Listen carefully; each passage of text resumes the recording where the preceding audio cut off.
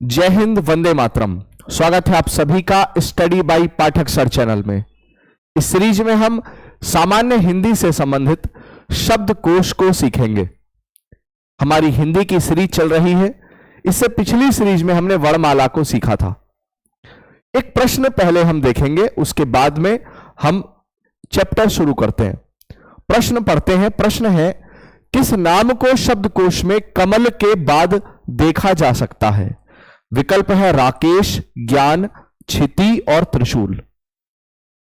अब ऐसे प्रश्नों को जब परीक्षा में हम करते हैं तो किस प्रकार से हमें इन प्रश्नों को करते समय ध्यान देना है और किस प्रकार से इन प्रश्नों को किया जाएगा, यह जानना बड़ा रोचक है।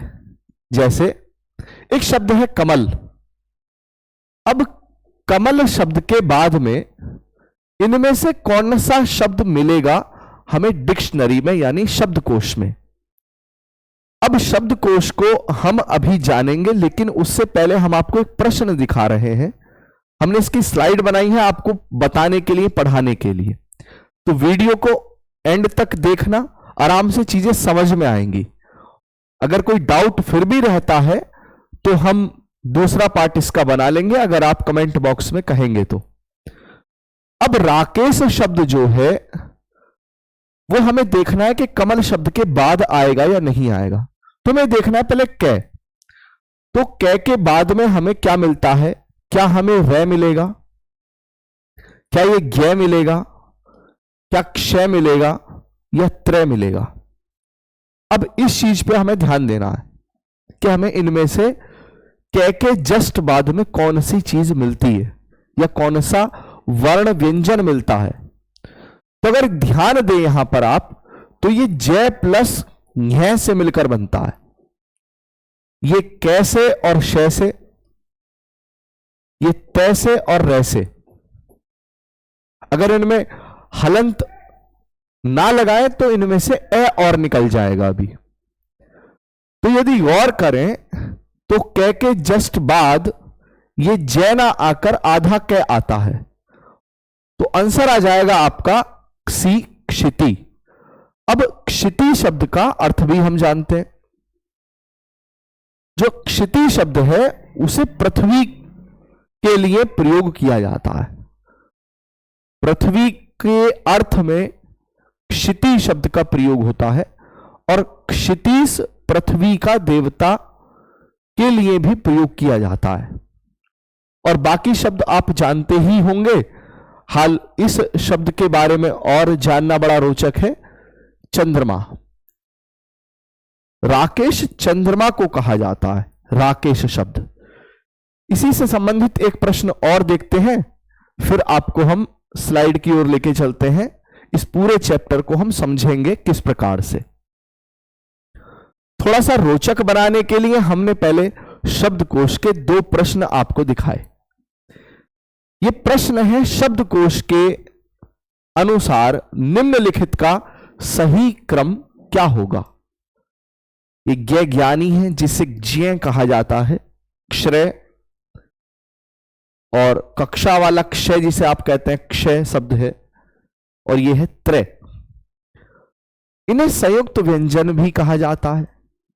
अब यदि शब्दकोश की बात करें तो पहले कौन सा आएगा, फिर कौन सा आएगा, सबसे बाद में किसे रखेंगे, कुछ इस प्रकार का प्रश्न है। तो देखें, ये जो ज्ञ ज्ञानी आप जिसे कहते हैं, ये जय प्लस पूरे य से मिलकर बनता है। ये शय और रै से, ये तय से और रै से, और ये कै और मूर्धा सै से, कै और मूर्धा सै से। ये इसके निर्माण का क्रम है। अब यदि इन सब में गौर करो आप, तो यहां जय है, यहां शय, यहां तय, और यह है कै। तो इन सब में अगर मैं देखूं, सबसे पहले तो आता है कै। तो पहले है 3। अब 3 हमारा दो विकल्प में दे रखा है, एक तो है चौथा, एक है पहला। तो ये दो एलिमिनेट हो जाते हैं। अब ये दोनों ओपन है।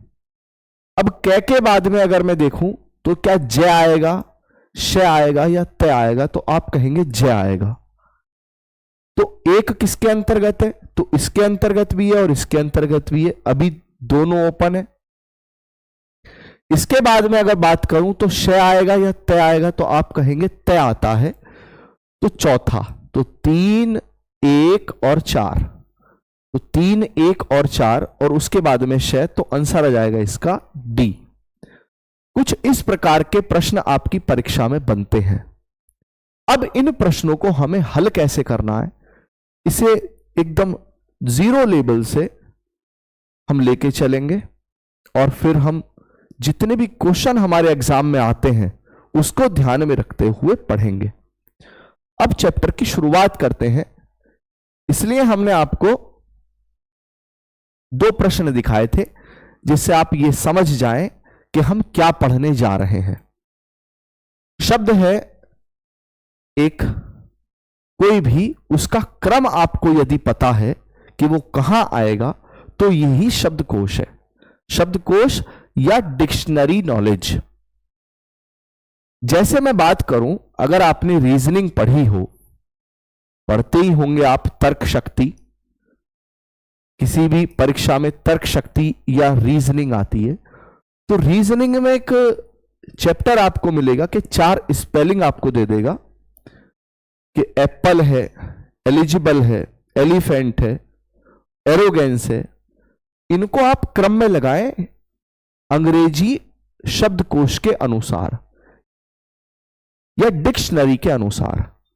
तो सेम ये जो चैप्टर है ये हिंदी वर्णमाला के अंतर्गत भी आता है, उसे ही कहते हैं हम शब्दकोश ज्ञान। लेकिन अब सीखना क्या है कि हिंदी में ये जो शब्दकोश ज्ञान है ये अंग्रेजी के ABCD की तरह काम नहीं करता, क्योंकि अंग्रेजी में क्या सिस्टम है कि A से लेकर Z ये इनका क्रम है। अगर किसी के नाम के शुरू में डबल A आ रहा है तो पहले उसे वरीयता दी जाएगी, A और A के बाद में B वाले को बाद में वरीयता दी जाएगी, कुछ इस प्रकार से। लेकिन अगर हमारी हिंदी वर्णमाला की बात करूं तो ये ऐसे शुरू होती है, ऐसे शुरू होती है। और अगर सामान्य जनमानस के ज्ञान की बात करें तो वर्णमाला का मतलब होता है उसका ऐसे अनार, आ से आम, ई से मिली, ई से ईख, इस प्रकार से हम पढ़ते हैं। और गे ज्ञानी खत्म कहानी, तो वो छोटी क्लासों में जब हम पढ़ते हैं तो गे ज्ञानी खत्म कहानी ऐसे लेकर गे तक हम मान के चलते हैं।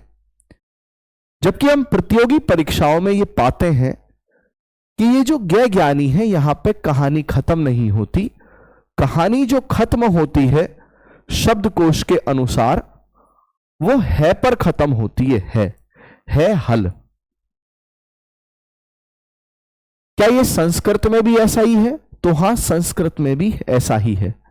जब आप संस्कृत के 14 माहेश्वर सूत्रों को देखेंगे तो आप पाएंगे ए ई ऊण रिल री क ए ऊंगा ऐ ऊचा, इस प्रकार से। तो ऐसे कहानी शुरू है। और 14 जो माहेश्वर सूत्र में जो 14वां माहेश्वर सूत्र है हल, उसमें है जो है ये वहां पर अंत होता है। खैर, यहां पर मुझे केवल उदाहरण देना था आपको अगर नहीं जानना है इसके बारे में तो कोई दिक्कत नहीं है। सिर्फ मुझे आपको यह बताना है और जानने को आपको सिर्फ इतना देखना है कि ऐसे शुरू होकर ज्ञ ज्ञानी पर खत्म नहीं होता। कहां खत्म होता है पर।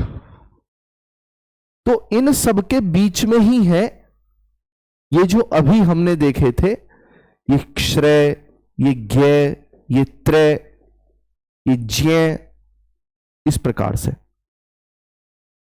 ये श्रेय और ये आपका क्षत्रिय, ये वाला। और इनके अलावा जितने भी हैं, यदि मैं आपसे कहूं कि ये किसके मध्य आएगा, इसके जस्ट बाद क्या और इसके ठीक पहले क्या, चीजें जानना मुश्किल नहीं है। सिर्फ हम ये सीखेंगे कि इस क्वेश्चन को हल कैसे करते हैं, और जानना बड़ा रोचक भी है। तो देखें, हमने शुरुआत जो करनी है वो कहां से करनी है कि शब्दकोश जो शब्द है उसका निर्माण कैसे हुआ। कोश जो बना है वो कुश धातु से बना है, उसमें घय प्रत्यय लगा है जो संस्कृत का है। तो शब्दकोश अपने आप में जो एक शब्द है वो शब्द एक तत्सम शब्द है, संस्कृत से आया हुआ शब्द। अब एक उसमें एक शब्द है कोश। कोश शब्द का मतलब होता है खजाना, संग्रह या भंडार। किसका? शब्दों का। अब यहां एक गौर करने की चीज और है, एक है कोश, एक है कोश और एक है कोस। क्योंकि जब कोई शब्द आता है तो वही जान लेना उसे ज्यादा बेहतर है, मेरा यह मानना है। तो कोश शब्दों के लिए आएगा, शब्दों के लिए। यदि कहीं शब्दों का भंडार है तो उस भंडार शब्द के लिए ये वाला कोश लिखा जाएगा, यानी कि तालवेश है या तालव्यश है। ये जो शय है इसे कहते हैं तालव्य। तालव्य हमने वर्णमाला में सीखा है।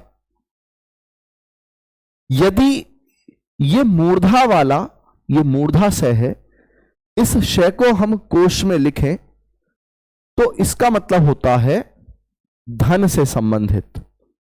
जैसे मैं कहूं कोषाध्यक्ष, तो जिस पे पैसे का हिसाब किताब रहता है, जो खजांची हम कह सकते हैं आप उसे, या कोषागार, धन का भंडार, तो वहां पर इस कोश को लिखा जाता है।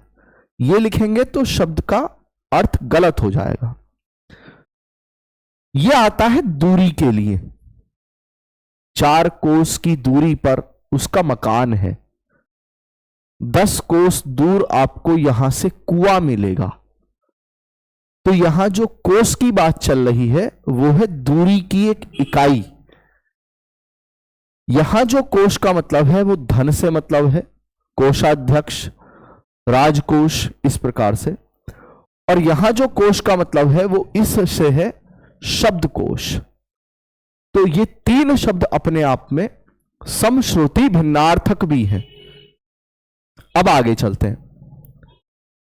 पहला स्थान, दूसरा स्थान और तीसरा स्थान। अब ये स्थान किसमें है, इनको पहचानते हैं कि क्या मतलब है यहां स्थान का। देखिए, पहले स्थान का मतलब है कि किसी भी डिक्शनरी में हिंदी की या किन्हीं शब्दों में सबसे पहला नंबर किसका आएगा। जैसे अभी हमने आपको एक चर्चा करी थी कि क्या ऐसे शुरू होता है और ज्ञ ज्ञानी पे समाप्त होता है, तो ना तो ऐसे शुरू है ना ज्ञ ज्ञानी पर समाप्त है, यह भी एक मिथक है। कहां से शुरू है? अंग से शुरू है। क्या क्या वर्णमाला? वर्णमाला तो शुरू ऐसे ही है और है पर खत्म है, लेकिन शब्दकोश इस अंग से शुरू है और ये है तक जाती है। अब है में भी कहां तक जाती है, इसको भी जानना बड़ा रोचक है। कैसे? देखिए, है में भी ये है पर आओ, इस प्रकार कि अगर देखें कि शब्दकोश में अंत में हमें कौन से शब्द मिलेंगे, तो है और है के ऊपर आओ। और सबसे शुरू की अगर बात करूं तो ये अंग। लेकिन इनका पहला स्थान अगर देखें तो क्या माना जाएगा, ये देखते हैं। शुरुआती दौर पर आप कह सकते हैं कि अंग, फिर चंद्रबिंदी, फिर विसर्ग और ये ए। आपको कुछ नहीं करना, सिर्फ इन चार का क्रम याद रखना है। इनसे संबंधित ही जो अगली प्रक्रिया है शब्द निर्माण की शब्दकोश के अंतर्गत, वो इसी पर आधारित है। कैसे? अगर ए के बाद की बात करूं तो क्या आता है, तो आप कहेंगे ए के बाद आता है आ, सामान्यतः। फिर क्या आती है? छोटी ई। फिर क्या आती है? बड़ी ई। इसी प्रकार ये चलता चला जाता है आगे तक। अब सबसे पहले क्या आया यहां पर? अंग, फिर चंद्र बिंदु, ये विसर्ग और ये ए। अब यहां एक चीज बतानी रोचक है, वो क्या? हाल तो हमने पहले पढ़ा था कि इस का नाम, जो अंकी बिंदी का नाम है, वो है अनुस्वार। इसका नाम है अनुस्वार। और इस चंद्र बिंदी को कहा जाता है अनुनासिक। अनुनासिक। तो शब्दकोश में सबसे पहले प्रयोग किया जाता है अनुस्वार, फिर प्रयोग किया जाता है अनुनासिक, उसके बाद विसर्ग और फिर वो स्वर। ये इसका क्रम है। इसके बाद दूसरा स्थान किसका है? अगर आप कहें कि दूसरे स्थान पर कौन आएगा, तो दूसरे स्थान पर आता है कोई भी स्वर, और फिर तीसरे स्थान पर आता है कोई व्यंजन। पहला स्थान इनका, फिर दूसरा स्थान स्वर और तीसरा स्थान व्यंजन। अब ये किस आधार पर है, इस स्लाइड को हम आगे वाली स्लाइड पर अध्यारोपित कर कर उसे सीखते हैं।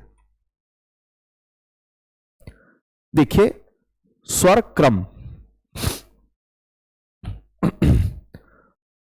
शुरुआत कहां से है? ऐसे। हमने जो वर्णमाला में स्वर पढ़े हैं, ऐसे लेकर विसर्ग तक, उनको एक बार में लिखता हूं।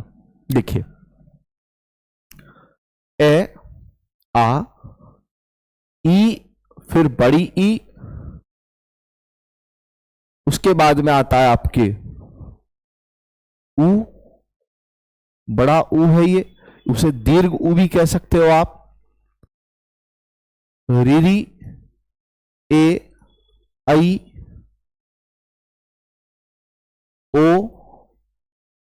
औ, अंग और विसर्ग। 2, 2, 4, 2, 6, 2, 8, 2, 10, 2, 12 और 1, 13। इनको आपने वर्णमाला में सीखा होगा। धैर्य के साथ में अगर सीखेंगे तो चीजें बहुत आराम से और निखर के सामने आती हैं।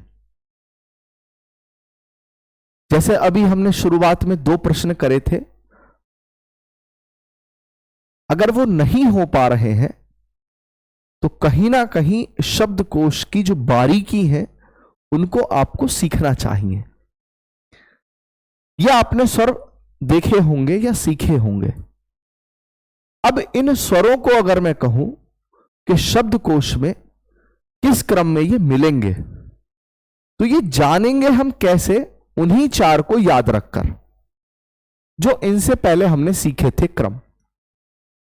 पहले बिंदी, फिर चंद्र बिंदु, फिर विसर्ग और फिर वो स्वर जिसका स्थान है। कैसे? अगर इसकी बात करूं, पहले वाले की, स्वर के क्रम में, तो इससे पहले हमें क्या क्या देखना पड़ेगा? तो इस स्वर को लिखा हमने ए, उसके ऊपर बिंदी लगा दी। इसके बाद फिर ए को लिखा चंद्र बिंदी, फिर विसर्ग और उसके बाद ये ए। तो ऐसे पहले ये, फिर ये, फिर ये और सबसे पहले ये। अब ए का काम समाप्त हो गया यहां। फिर कौन है? आ। अब आ को भी इसी क्रम में लिखेंगे हम। पहले आ के ऊपर बिंदी, फिर चंद्र बिंदी, फिर आ के साथ विसर्ग और फिर आ। इस तरह से इनकी 4 स्थिति क्लियर होंगी।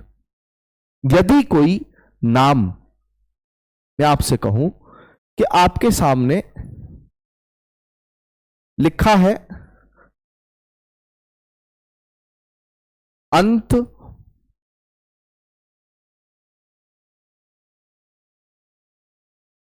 आत,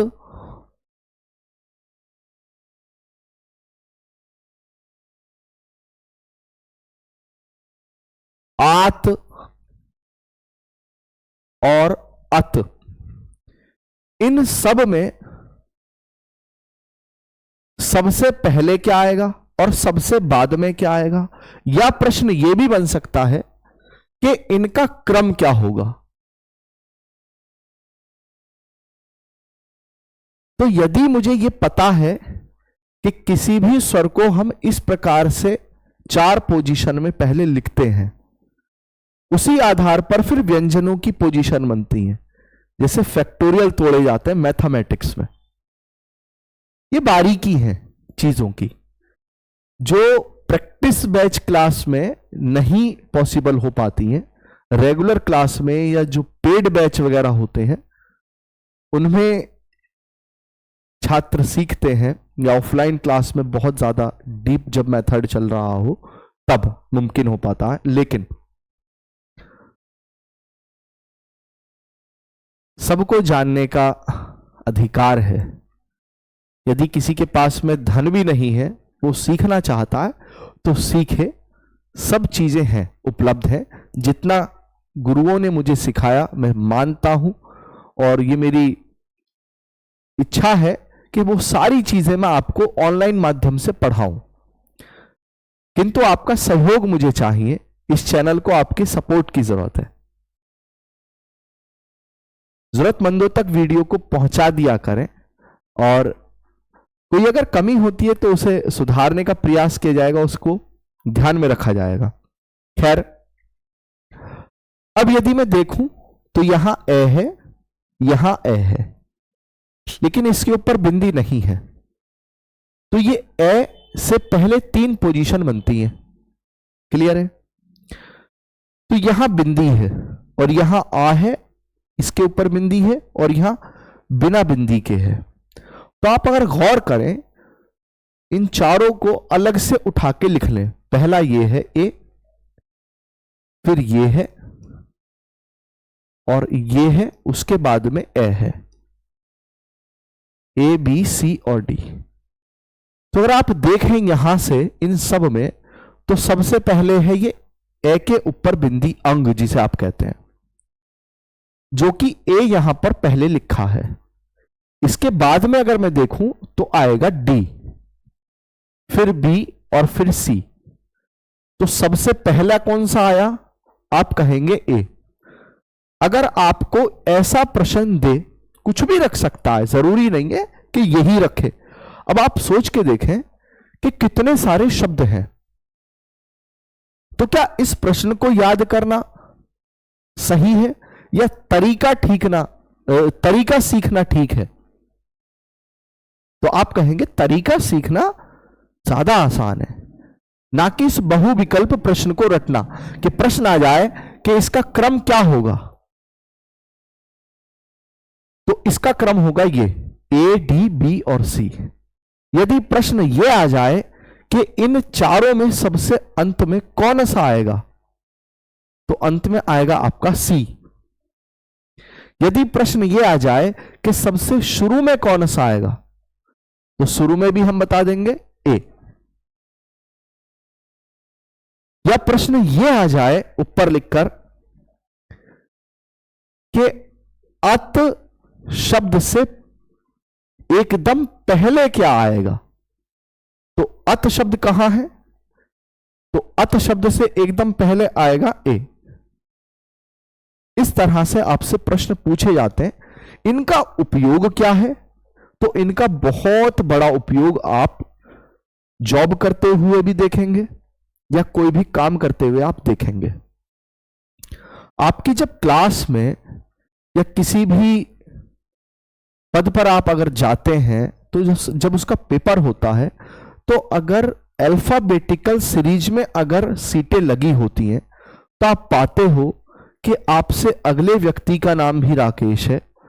आपकी क्लास में दो दो तीन तीन चार चार व्यक्ति राकेश हैं।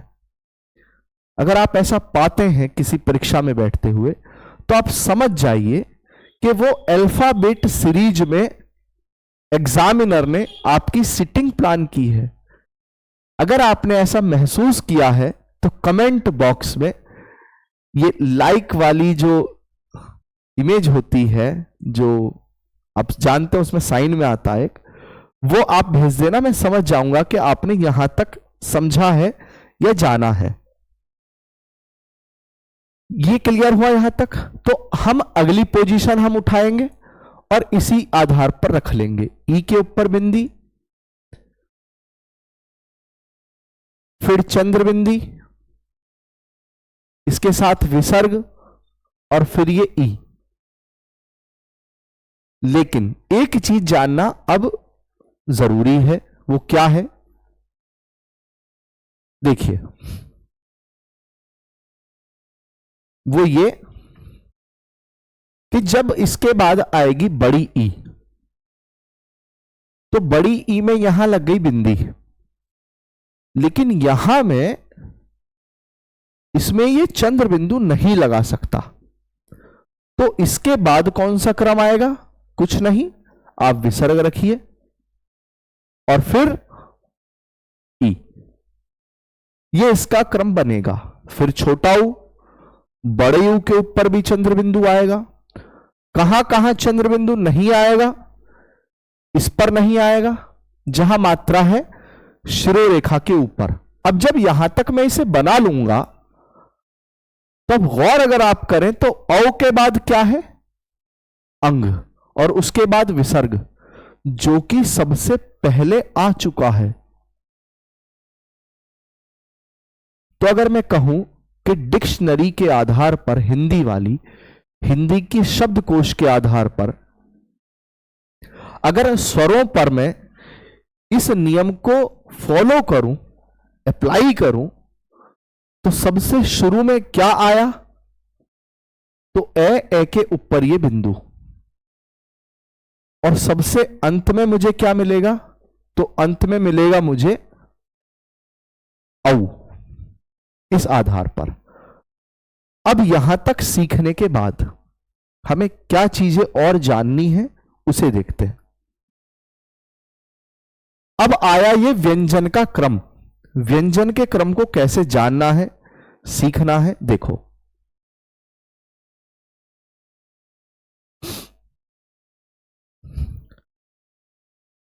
अब उसके लिए सबसे पहले आएगा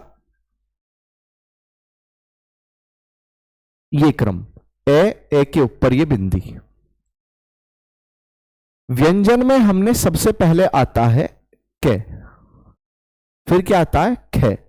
इस प्रकार अब इस कै व्यंजन वर्ण के साथ ये जो हमने पूरी सीरीज बनाई, इसके साथ में हम इसे अध्यारोपित कर देंगे। कैसे करेंगे? ध्यान दें। यदि मैं कै और कै के साथ में इसका मेल करूं तो क्या बनेगा? कै के ऊपर ये बिंदु, ठीक। फिर इसका मेल करूं तो कै, फिर चंद्र बिंदु, तो कुछ बनावट बनेगी ये। तो इसी आधार पर फिर कै, उसके साथ विसर्ग, और फिर कै, क्योंकि कै के अंदर आ गया ये ए।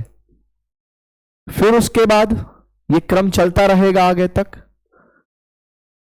आ, फिर बिंदु, फिर चंद्र बिंदु, फिर उसके बाद विसर्ग, फिर का। इस प्रकार से अब जैसे यहीं पर अगर प्रश्न आ जाए आपसे कि काका, कांच, कांत और कत में सबसे अंत में क्या आएगा, या सबसे शुरू में क्या आएगा, या इनका क्रम क्या होगा। तो हम आराम से इस प्रश्न को कर लेंगे। क्लियर है? अब इसी आधार पर ये आगे तक जब मैं चला जाऊंगा लगाते हुए, तो अंत में मुझे क्या लिखने के लिए मिलेगा, स्वरों में कै के ऊपर औ। लेकिन अब इसके बाद क्या इसके बाद कहानी समाप्त हो जाती है? तो इसके बाद कहानी समाप्त नहीं होती। अब कहानी शुरू है। कैसे शुरू है? अब कै के साथ में ये जो स्वर समाप्त हुए हमारे, इसके बाद में आता है आधा कै। फिर आधे कै के बाद में क्या आएगा आपका? तो फिर व्यंजन लगने शुरू हो जाएंगे उसी आधार पर, उसके साथ। कै के साथ में ये आधा कै, फिर ये खे, अब खे के बाद में फिर गे, घे, और इसी आधार पर फिर क्रम चलता रहेगा आगे तक। जब हम इसी आधार पर आगे तक हम क्रम चलाते रहेंगे आगे तक, तो आप कहेंगे ये कहां तक जाएगा फिर? तो कै के साथ में जब हम आगे तक हम जाएंगे तो हमें मिलेगा कै के साथ में फिर खे, ये वाला। आगे चलते हैं, सिखाने के लिए आपको बताता हूं ये सीरीज किस तरह से और कैसे काम करती है।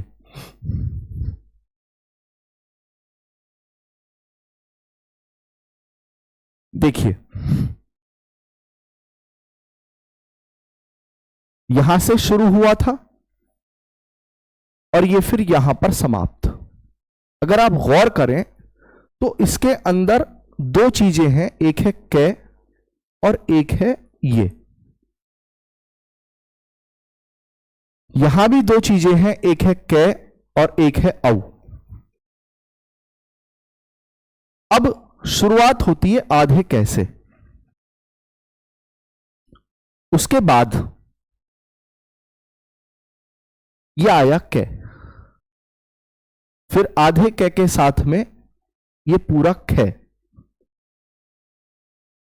ये आधे कै के साथ में गे। इसके अंदर ए है, पहले ए की सीरीज हम चलाएंगे। हाल तो हम यहां पर पहले इसकी सीरीज लगा सकते हैं, लेकिन आपको समझाने के लिए जहां मैं आपको लेके जाना चाहता हूं पहले वहां पर पहुंचते हैं। जब हम आगे तक इसी प्रकार से चलते चले जाएंगे तो आधे कै के बाद में ये रे ले वे, पे फे बे भे मैं तक, फिर कै के बाद में शे, फिर कै के बाद में क्षय। जब मैं इसे लिखूंगा तो ये अपने आप ही ये लिखा जाएगा, क्योंकि आधे कै और पूरे शय से ये क्षत्रिय वाला क्षय बनता है। और जब इससे आगे देखूंगा तो कुछ ये बनावट आएगी, जब इससे आगे देखूंगा तो कुछ ये बनावट आएगी। इसलिए हमने जो वो प्रश्न शुरू में देखे थे उनके लिए ये वाला नियम अपनाया था। ये बात क्लियर है? अब इस क्रम को आगे जब हम जारी रखेंगे तो ये बात कहां तक समाप्त होगी और कहां से शुरू होगी, पहले ये देखते हैं। तो आधे कै के साथ में जब हमने ये पूरा कै ऐसे ही रखा तो क्या इनके बीच में भी कोई और है? तो आप कहेंगे बिल्कुल है, क्योंकि ये तो हो गया आधा कै, और इस आधे कै से पहले की जो स्थिति है वो ये वाली है, और इससे बाद की स्थिति जो है वो क्या है? तो आधे कै के साथ में पूरा कै और पूरे कै के ऊपर पहले बिंदी,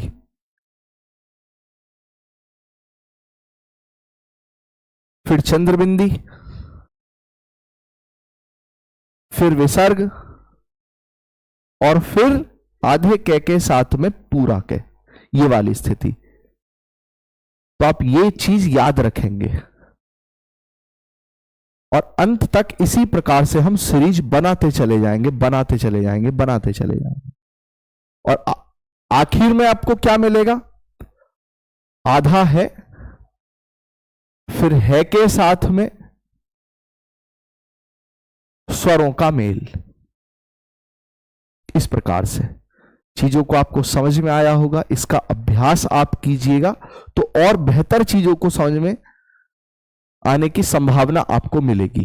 एक चीज जानना बड़ा रोचक है, वो क्या है कि शब्दकोश में जब ये आएंगे आपके सामने, जैसे के, खे, गे, घे, अब ये अंगा, तो किसी भी शब्द को आप इससे शुरू होता हुआ नहीं पाएंगे।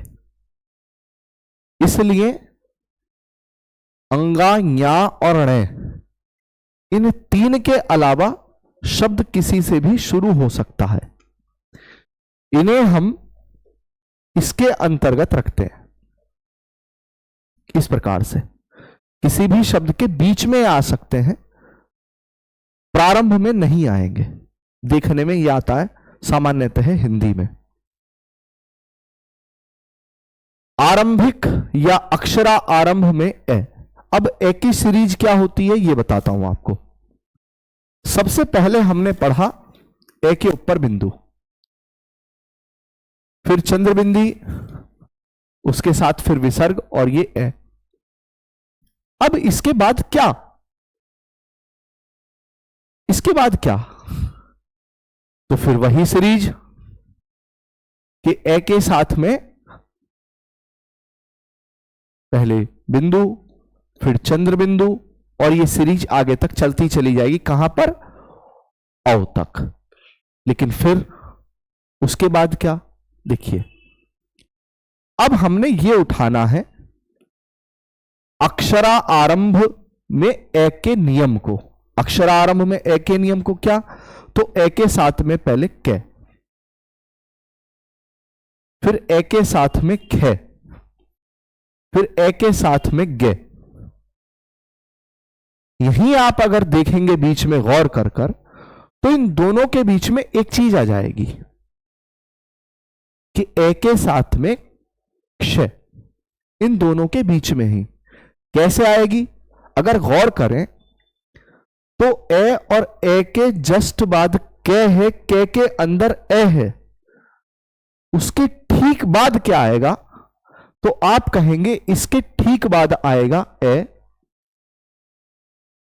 फिर ये कै, और कै के बाद में फिर ये आ और ये अंकी बिंदी। तो जब ये सीरीज कै के ऊपर स्वरों की चलती रहेगी, तो एक कंडीशन बनेगी क्या? कि ए स्वरों के बाद में फिर आधा कै, फिर आधे कै के साथ में फिर बाकी व्यंजन उस पर अध्यारोपित, फिर उन व्यंजनों पर स्वर अध्यारोपित, और फिर ये शय, और शय के ऊपर फिर बिंदी, चंद्र बिंदी, विसर्ग, और फिर ये शय के साथ में ए। तो फिर शक्ल कुछ इसकी इस प्रकार बन जाएगी। फिर इसके बाद में बाकी सीरीज, और फिर ये। हाल बताने का यहां पर ये है, आप ज्यादा बोझिल महसूस ना करें, कि ए के अक और ए के अख के बीच में बहुत सारे जोड़े आपको बनते हुए नजर आ रहे होंगे।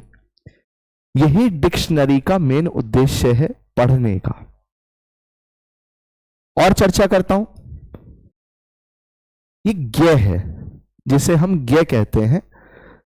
हाल तो ये ज्ञ है जो आधे जैसे और पूरे ञ से मिलकर बनता है। पूरे ञ से शुरू में नहीं आएगा, बीच में आ सकता है। तो इसके शुरू में या इसके ठीक पहले की अगर बात करूं, ठीक पहले और पहले दोनों में बड़ा अंतर है। तो ये आधा जय है। तो जय की जब हम सीरीज शुरू करेंगे, जैसे कै की सीरीज अभी शुरू करी थी हमने, तो कहां से शुरू होगी? जय के ऊपर बिंदी, फिर चंद्र बिंदी, फिर विसर्ग और फिर जय, और फिर बाकी के स्वर अंत में आ जाएगा औ। अंग और अह शुरू में आ गए यहां पर विसर्ग, फिर आधा जय। आप कहोगे पूरा जय कहां गया? तो पूरा जय ये आ गया। फिर आधे जय के साथ में के के ऊपर फिर स्वर, कौन से स्वर? ये वाले। फिर आधा जय के ऊपर चंद्र बिंदु, फिर आधा जय के साथ में विसर्ग। इसी प्रकार से जब सीरीज चलती रहेगी चलती रहेगी चलती रहेगी, तो फिर आधे जय के साथ में एक कंडीशन आएगी, जय छे जय झय, झय के साथ में स्वर, और उसके साथ में फिर आपके आ जाएगा ञ, और य के ऊपर बिंदी, चंद्र बिंदी, विसर्ग, और फिर यहां ए। तो जब इन दोनों को मैं जोड़ के लिखूंगा तो इससे जस्ट पहले जो आएगा वो आएगा आधा जय, और जय के साथ में यहां पर क्या मिलेगा आपको? विसर्ग। और इसके ठीक बाद अगर बात करूं तो क्या मिलेगा मुझे? तो आधा जय, ञ, और ञ के साथ में आ, और ये बिंदु। ठीक बाद की अगर बात करूं, लेकिन अगर डायरेक्ट व्यंजन अगर मैं देखूं ए के साथ में मिलाकर, तो इसके बाद में हमें क्या मिलेगा? जय छे जय झय, क्योंकि जय के जस्ट बाद मुझे देखना है, जय के जस्ट बाद आता है चे छे जय झय, ये व्यंजन। और इसके ठीक पहले अगर व्यंजन में देखूं तो कहां से स्टार्ट होता है? चे छे से। तो ये, तो ठीक पहले व्यंजन हमें ये दिखाई देगा, और ठीक बाद वो। यहां से सीधे सीधे प्रश्न आपकी परीक्षा में यहां से तो बहुत कम लगते हैं, ये जानने के लिए बेहतर है, परीक्षा के लिए ये उपयोगी है। ये इन दो के मध्य आएगा, इससे अगला ख, इससे पहले क। ऐसे ही ये त्रय है, इससे पहले मिलेगा तय, और इसके बाद में थ। ऐसे ही ये श्रेय है, इसके बाद में मिलेगा आपको ये, और इससे पहले मिलेगा आपको ये। यहां से प्रश्न पूछे जाते हैं और कई परीक्षाओं में पूछे भी गए हैं, आगे भी पूछे जाने की परंपरा बनी रहेगी। और चीजों को अगर समझ में आपके आता है तो अच्छी बात है, अगर नहीं आता है तो इसके ऊपर एक सीरीज हम और लेके आएंगे, अगर आप कहेंगे तो। खुश रहिए, मुस्कुराते रहिए। अगर कोई डाउट होता है तो कमेंट में बताइए, और चैनल सब्सक्राइब नहीं है तो प्लीज इसे सब्सक्राइब कर लीजिए। वीडियो अच्छी लगी तो लाइक कर दीजिए इसे, और अपने प्रिय मित्र को इसे सेंड कर दीजिए या शेयर कर दीजिए। जय हिंद।